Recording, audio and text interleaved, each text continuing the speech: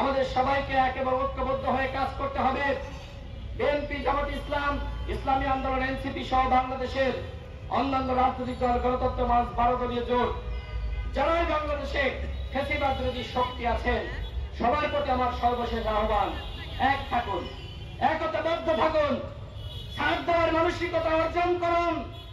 অন্যথায় আজকে হয়তো মনে করছেন নিরাপদে আছেন, কালকে কিন্তু আপনার অবস্থা নরুল্লাহপুরের মতো হবে, কালকে কিন্তু ফাঁসিবাদ ফিরে আসবে। সুতরাং এক থাকুন, এক থাকুন, এক থাকুন, এক থাকার কোন বিকল্প নাই। নিজেরা যদি কামড়াকামড়ি করি, মারামারি করি, ওই হাসিনা কিন্তু দিল্লি বসে আছে, অট্ট হাসি দিচ্ছে। হাসিনা মনে মনে বলছে এইটাই তো চেয়েছিলাম।